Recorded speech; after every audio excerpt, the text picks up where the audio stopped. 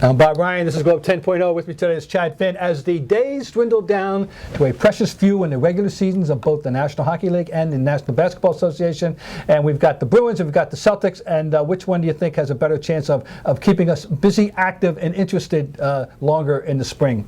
Probably the Bruins by default, because I don't think there's a great chance of the Celtics getting out of the first round unless they do sneak into that six. If they're dealing Miami or Chicago, you're hoping for 5 games. That's correct. So the Bruins, and we can dissect the Bruins and say that, well, among other things, that though they've had this malaise for a month and a half, we know that there are still components there that if they get healthy, get Peverly back. Yeah. If we could ever get Horton back, no, but you're probably not going to get him back, and get Thomas back to a little bit closer to what he was last year, there would be a chance to.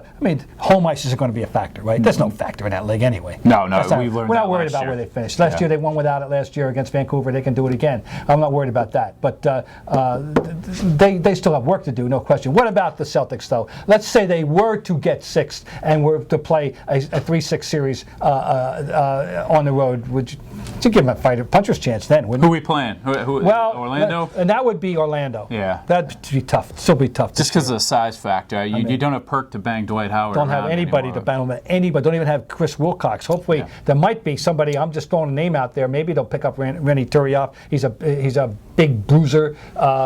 They need a body. And they'll have to find one. But if they don't at least finish sixth, there's no chance. That's no chance at all. Was Mikey Moore still in the D League?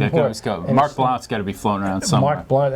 No, but really, this is the thing. Steamsma obviously has some merits blocking shots, but he can't defend these kind of guys at this kind of thing. It's there's a hopes for the Celtics advancing very far if they ever had to play a team like Orlando, or very dim too. But compared to their chances against Miami or Chicago, though, which are nil, that's where that is. So I don't think it's really a hard answer to this question, frankly. It's got to be the Bruins, even if the Celtics do get the 6. But at least there'd be a glimmer if they could get the 6.